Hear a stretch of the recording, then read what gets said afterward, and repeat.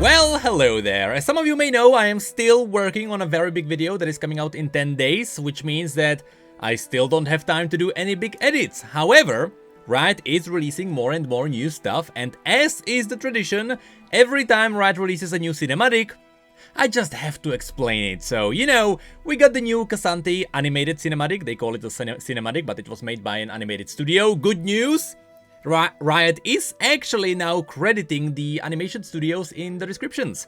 But finally, we got something new. I believe originally they were planning on fully releasing all of this during Worlds, but Riot themselves just kept leaking it. So here it is. And because this is related to the story of a new champion, there is already quite a few things to explain. So let's go through it raw, shall we?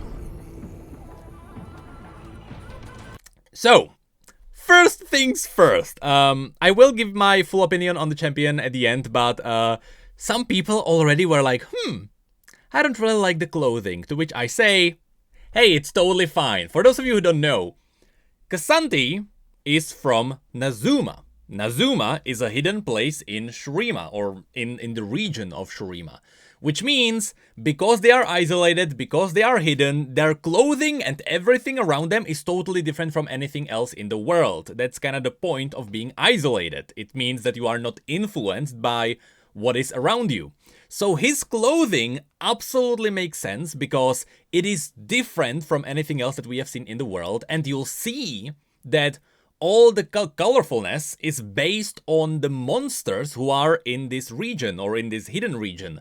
And that's why he looks very unique. I understand that some people were hoping for more armor on him, especially since he is based on Monster Hunter, essentially. But I have to say, I'm totally fine with the looks. It totally fits, and I'll give you my full opinions at the end. But so far, everything checks out.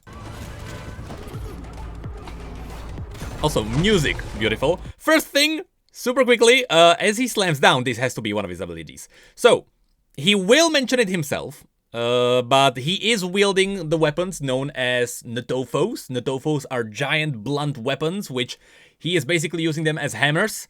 And he slams the ground and the little spike comes out. I quickly wanna point out that is definitely gonna be an ability. That's gonna be an ability. Anyway, here is a really quick clever thing that the animation is doing. You can see that the beast is wounded. This shows that the beast does not have red blood. It has blue or green blood. And then it shows you this shot, all right?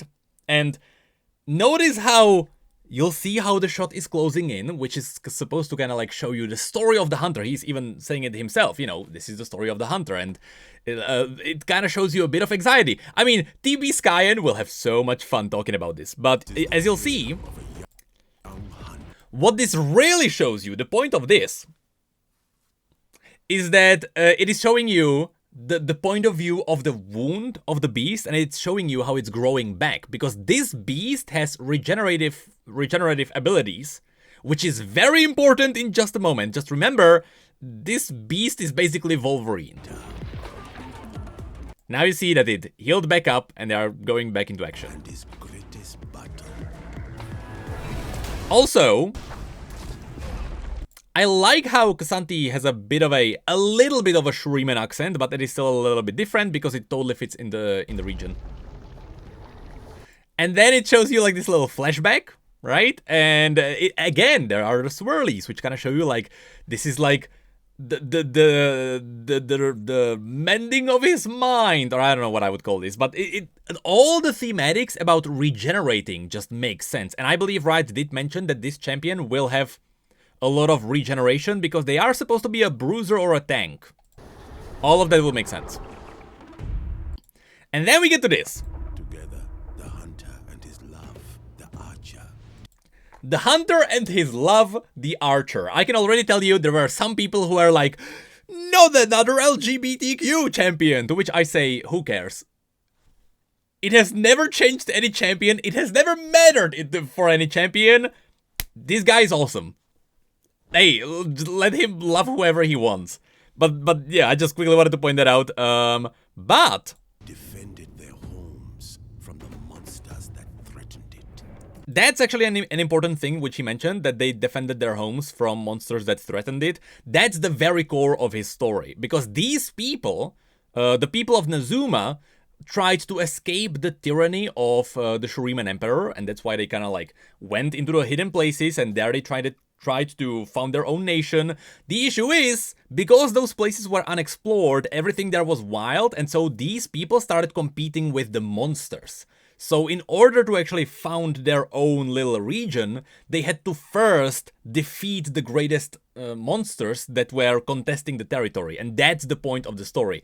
That's why these guys are monster hunters. It's because they had to be monster hunters in order for their people to survive. With his Ntofos in hand.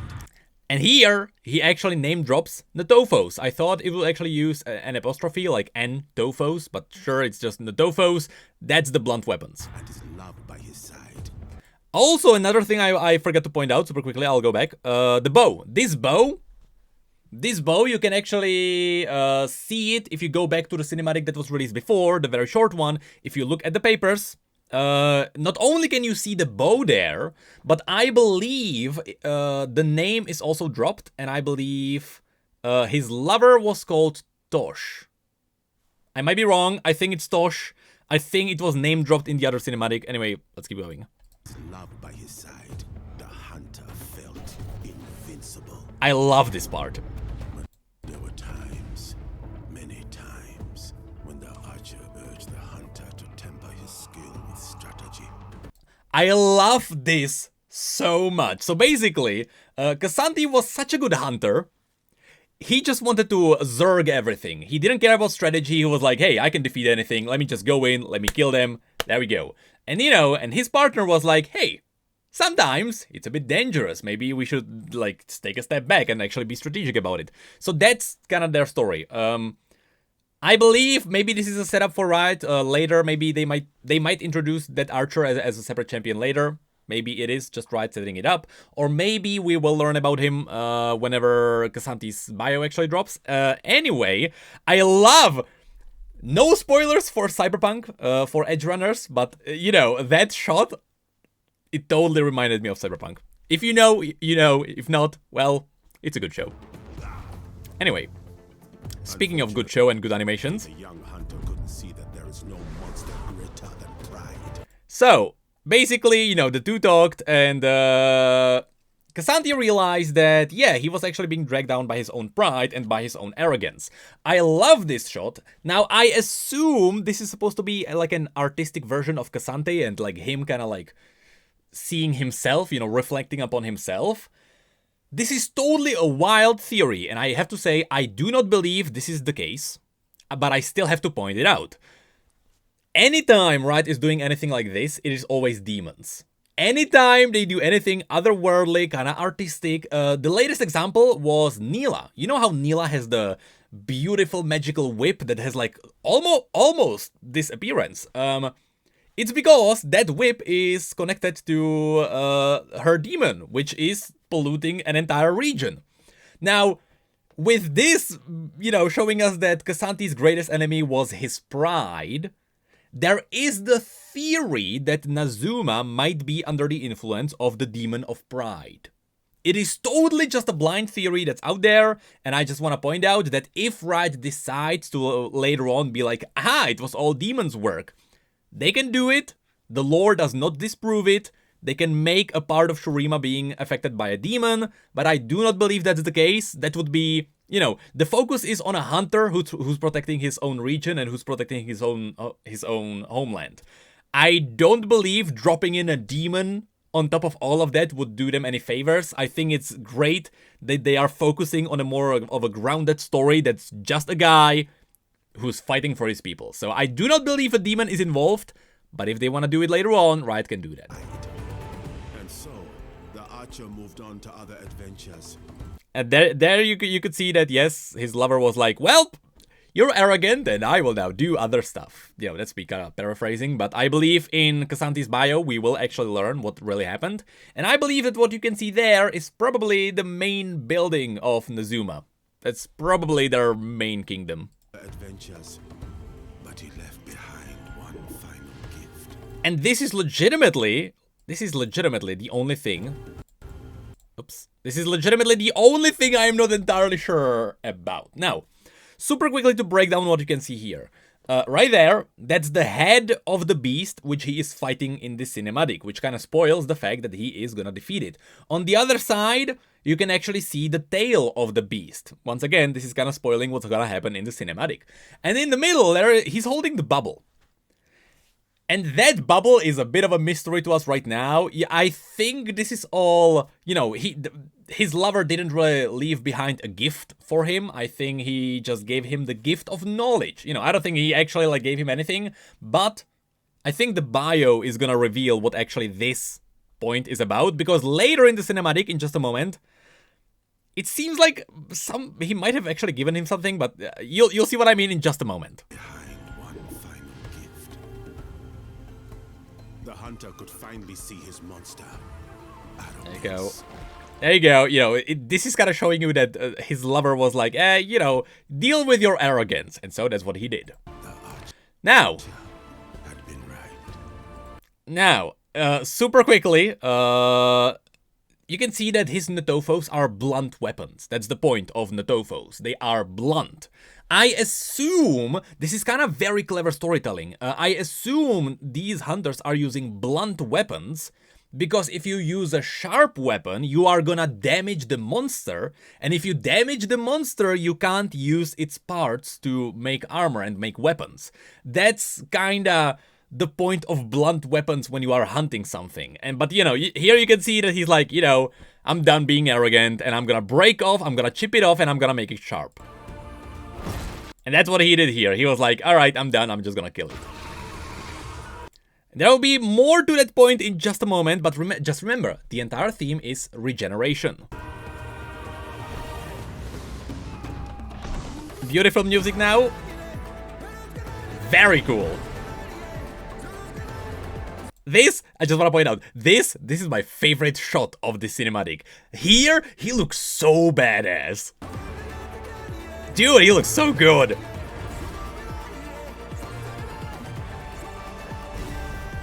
And, alright, I wonder if the uppercut is gonna be an ability, because, you know, at least here you can see that they were fighting in an isolated place, and that's most likely, you know, the main kingdom that we saw before. They fly up. They fight here. Now, he cuts off the tail. This is such a great reference to Monster Hunter in general, because if you have ever played a Monster Hunter game, there you do the exact same thing. You cut off parts of the beast as you're fighting them so that you can then use them for weapons and armor. And you know, lo and behold, the champion who is based around the thematic of a Monster Hunter world, well, they did exactly what you do in the game. And I love one thing, you know, the tail was cut off, and immediately you can see it cauterizes. That's so cool. That's such a great detail. Because once again, regeneration. But hold on. And there, he just straight up cuts the beast in half. His pride had torn them there you go. But they finished the hunt and again, it immediately cauterizes. together. That's so cool. Such a great detail. Anyway, what he's saying here is kind of important. But they finished the hunt together. His pride had torn them apart, but they finished the hunt together. That's the part that threw me off, because how did they finish the hunt together? At first, I was like, maybe he had like one Notofos and, you know, his partner left him the other one and, you know, they finished it together. Or is this just talking about the fact that he was arrogant and the hunter kind of, you know, the archer kind of like gave him the knowledge that maybe he's arrogant and maybe he should get better. And so he got better, and that's kind of pointing at the fact that they defeated the monster together. Maybe, or maybe, you know, maybe he's just not talking about the hunt being this beast. Maybe the hunt is dealing with his own arrogance. And I think that's actually what might be happening here, because before he mentioned that the greatest beast or the greatest enemy was his own pride. So maybe Maybe they finished the hunt because he dealt with his own pride. Anyway, another thing I need to mention, this beast will be in the bio, because when Cassanti was first teased, I say Cassanti, it's Cassante, right? It's kinda right themselves are using different pronunciations. This beast was mentioned to be like the main centerpiece of his story, because this is the main beast that was contesting the entire region. And so now that finally someone, and that someone being Cassante, who came out and defeated the deadliest beast, now people can actually grow this region. And that is how the young hunter defeated his greatest monster. Yeah, he defeated his greatest monster. So again, I think they together defeated Pride. And okay, and here is an extremely key part. So you can see that his Natofos look very different here. And this was confirmed on Reddit. That's because these Natofos were made from the beast that he defeated. So the old ones, the old chipped stones, those didn't have any regenerative powers or anything like that. They were just old, so he threw them away. And using the parts of the beast that he just killed, he made new ones. And here's the brilliance of this character. Remember, he's a tank or a bruiser, so he has regeneration. He's gonna regenerate health. The theme here is, he killed a beast that had massive regenerating powers. He used its parts to make those weapons, and those weapons can regenerate. So right now, you can see them in their sharp state. These sharp Natofos, it's gonna be some kind of a stance in game, or he's gonna probably be swapping between the weapons somehow, but you can see now they are in the sharp state, but they regenerate back to their blunt form, which is here. That was the transformation, and we will definitely see this in game. What I believe is gonna be his gameplay mechanic, because that's kind of what would make sense, as he's gonna fight with the Natofos, they are gonna get sharper and sharper because he's gonna be chipping off of those, off of that weapon, and he's gonna be revealing the blades. So I'm gonna assume maybe it's kind of like Jin, where there is like an ammo system, but here, let's say like he punches 5 times, and then after punching 5 times, the weapons are gonna get sharpened, and for the next 10 seconds, he's gonna deal bonus damage. That's my pure guess as to what would make sense with these kinds of weapons, because the point of these weapons is that the more you fight with them and the more you damage them, the more you reveal the sharpened blades. So I love this idea. I love this kind of a weapon, and I believe that's it for the animation. So let's very quickly talk about Cassante. I love this character. I love this character so much, and I can tell you exactly why. First of all, he is different. It's something new. It's something that we haven't seen in a while. Second of all, he's wearing a shirt. All right? He's wearing a shirt. And third of all, and this is probably something that not a lot of people have thought about, but I believe that's the case.